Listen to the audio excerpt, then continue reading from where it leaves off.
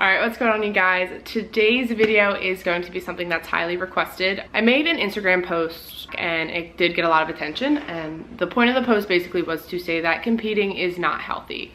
And the main point I wanted to get across was that we aren't trying to be healthy. We aren't doing this to set an example for our clients or for general population. We compete because we're athletes. Bodybuilding is our sport, and I think that a lot of people forget that. We're trying to get our bodies to a point of being stage lean, which is not easy and it's not always healthy. Your body does not want to be that lean, so there are going to be times where you have to do stuff that general population wouldn't. My other point of the post was that nobody has anything to say about other athletes in other sports that aren't healthy. For example, the football player with one too many concussions, or the runner with ankles of a 90-year-old. If you don't know, marathon runners literally pee themselves as they're running because they don't have time to use a bathroom. Nobody questions that. The point of this video is going to be, I want to tell you guys how to compete in a smarter, healthier way. There's a lot of misconceptions out there that you have to do some stuff in order to get on stage. That just isn't true, and there are things that you can practice and things you can do to put yourself in the best place from a health standpoint. So I wanted to make sure I made a video of that because a lot of these things I didn't know when I started, and a lot of these things are still practiced. By the way, I have all of my notes here, so if I look down a lot, that is why. I want to make sure I don't miss anything. I totally just realized this TV's on and it's probably distracting. Number one, take time in an off season. There are actually a lot of different reasons for this. For one, being stage lean is not healthy. Being that lean is a very uncomfortable state for your body to be in. It doesn't function optimally. So you need to take time where you're not that lean. You need to give your body a break. Second of all, being that lean for that long is really bad for your metabolism. Now, that's not to say that you're ruining your metabolism. You can revamp it. You can get it functioning better by being in a surplus, staying at maintenance for a little while. And then also, you see girls going from show to show and their placings aren't improving. A lot of times it's because they need more muscle. You will not build muscle in a caloric deficit, especially when it's that much of a caloric deficit. You need to take time eating to grow, because that's the only way you're going to. It'll make you better next season. It'll make you better in the long run. Another reason that you need to eat enough during your off season, and on a side note, also do less cardio, is because when you do go to cut again, say this is where like the minimum you can eat. If you're starting from here, you can cut from here to here to here to here to here. Whereas if you're starting from here, you don't have anywhere to go. Value your off seasons. I usually do 6 months, and sometimes I wish I did a little bit longer. My friend Lauren Dana Miller usually will take a year off of dieting completely, and I have a lot of respect for that. Tip number 2, be happy before you start your prep. If you think that starting your prep is gonna make you love your body, it's not. Just because you lose body fat doesn't make you feel better about yourself. It might temporarily, but when competing's over and you go to put the body fat back on, you're gonna be just as unhappy. And you also have to compete for yourself. If you're competing to get followers, to please somebody else, you're gonna be miserable because it's hard and you really have to push. So you need that internal drive to be able to do it. If you're just doing it to please everybody around you, you're gonna get sick of it and you're gonna be miserable. Do it because you love the sport of bodybuilding, because you love the gym. Tip number 3, give yourself enough time. I used to be a victim of this. My first prep, I did 8 weeks. Plain and simple, that's not enough time. And there's a lot of reasons for this. First reason being, when you cut fat, you're going to also lose some muscle. If you can cut fat slower, you will also be able to maintain your muscle a little bit better. Reason number 2 is you will hit plateaus. It's completely inevitable. You need enough time to hit those plateaus and figure out the smartest way to work around them. You need to have time to take a diet break. You need time in case things aren't just going as planned. Also, just dieting slower is going to be easier on your body. You're not gonna feel the effects of dieting quite as quickly or quite as harshly. Don't be afraid to pick a later show date too. If you're not ready, there's other shows. Even if it's a national show, there's usually one within a couple weeks. If it is one of like the last of the season, or like for example, Miami Nationals is kind of the only one within a couple months, you will have to push a little harder sometimes in order to be ready in time. But that's where us being athletes and us sometimes having to make unhealthy decisions comes into play. Tip number 4 and 5 are kind of intertwined. Tip 4 is hire a good coach. Somebody else will have more knowledge than you a lot of times, even if it's just in a different area. So hiring a coach just gives you more information to work off of. And another reason to hire a coach is people almost always are either 1, too hard on themselves or too lenient on themselves. Me personally, I'm actually both. So having that outside person to look at it objectively is good. And tip number 6 is hiring not just a coach, but a good coach. So a good coach is going to be knowledgeable. They're going to respect you. They're going to listen to you. They're not going to be angry with you when things don't go as planned. A good coach is experienced, whether that be in the sport themselves or with other clients.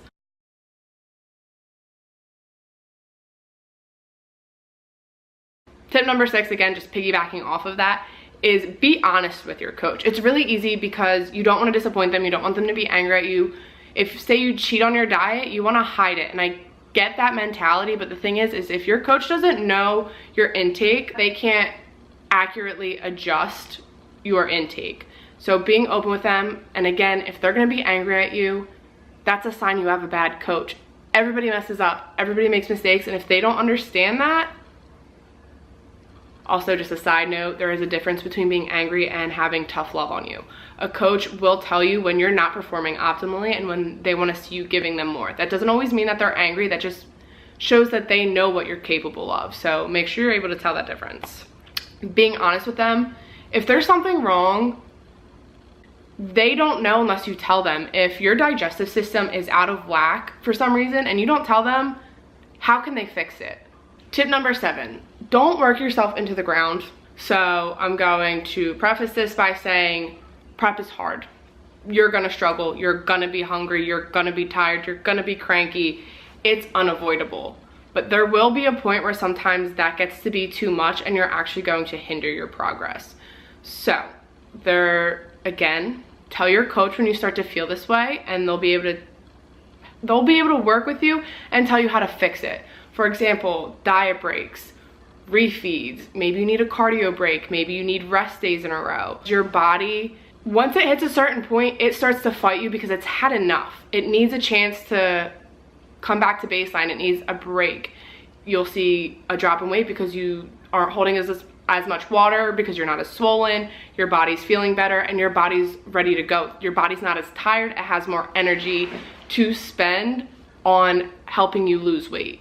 Also, struggling more doesn't always mean more progress. Eating less doesn't always mean more progress. If you had a correct reverse, you can start your calories pretty high in the beginning of your cut, and things don't have to be that hard. Just because somebody else is eating way less calories, struggling way harder than you in the beginning, that doesn't always mean they're gonna see more progress than you. Tip number 9, this is a big one. Peak week manipulation. You should not need a lot of manipulation. If you do, if you're having to go through like a lot of different, like cutting a ton of water and taking dandelion root and different diuretics all the time, and you have to do all this, it probably just means you're not stage ready. If you're stage lean already, peak week should just be a slight manipulation of water. I never cut water out. I drink water the day of show, and my sodium doesn't get super high or super low, but I start paying attention to it so it's more consistent. But other than that, things stay the same. Peak week is not magical. It's just making sure that the day you go on stage, your body looks the best it ever has. Just making sure you look the best when you hit the stage. Again, don't cut water. Your body needs it. There's a reason you drink water. It's because your body needs it, so it's gonna need it to look its best. Tip number 10, you're all done prep. Everything went great, you're healthy, now what do? Reverse. I am the queen of doing terrible reverses. Last year, not like the year before I did nationals, I took 9 days right after my show and I ate everything. Terrible idea. I felt terrible about myself. My body didn't feel good. I felt very sluggish and it just wasn't necessary. I can tell you from experience, because this year I did reverse a lot better, it's important and it helps. Take a few weeks to slowly build your calories up. You're in off season now, the food's gonna be there. let it wait a little bit. You don't have to be too strict on yourself because you are in off season now, and if you are too strict on yourself, you're just gonna make your food focus continue to build. So find a happy medium, a way to slowly add calories in without overdoing it. And it's gonna be easier on your body because just like your body doesn't wanna lose a ton of weight really quickly, it doesn't really wanna gain it either. It's just hard on your systems. Also, it's giving your body that chance to adjust with you instead of work against you. Side note, I don't mean the day after your show. Enjoy the day after your show. Have treats, go out with your friends. Eat a little too much because you kind of just restricted yourself for however long your prep was. What I'm talking about is like come Monday, Tuesday, start to get your life back together. And also, it's gonna look a little bit different for everybody. If you were really, really lean, putting on a few pounds kind of quickly is probably good for you.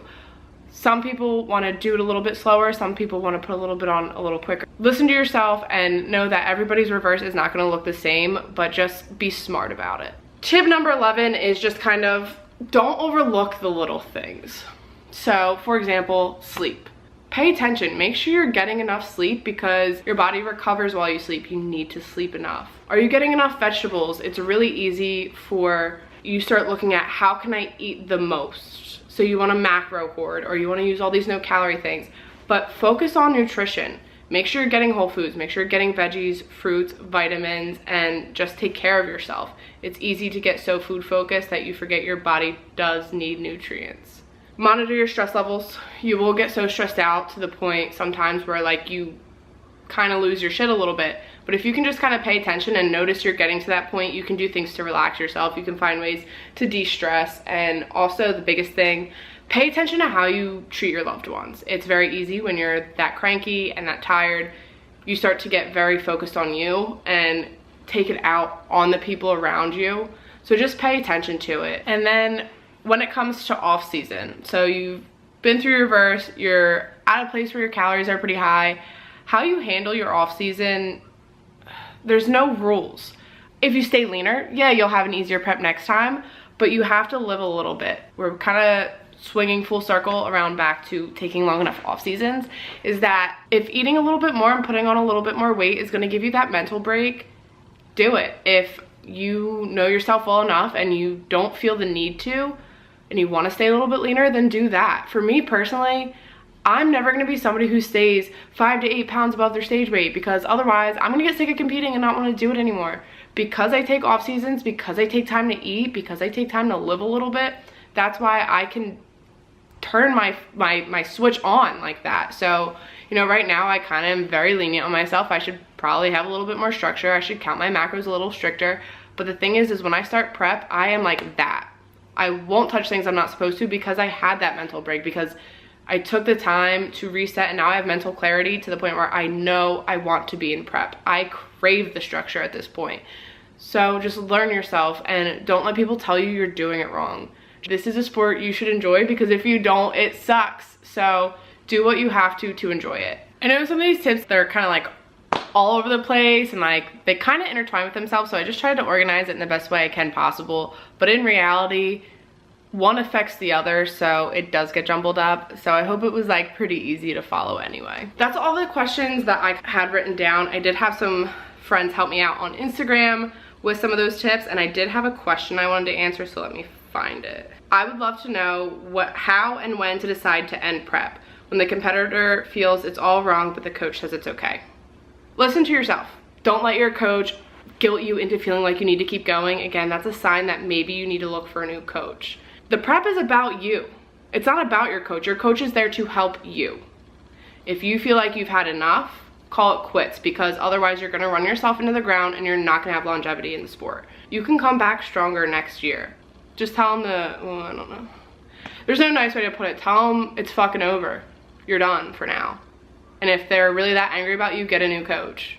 I had a lot of questions about like prep tips and just kind of how to do certain things, like how much money you're gonna need, and I will do an entire separate video on that. Leave comments down below for that video. I will also post on Instagram when I'm getting ready to make that for more questions.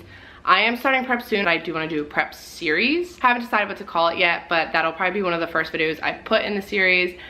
So let me know things you want to see for that. It's gonna be it. I will see you guys in the next video. Thanks for watching.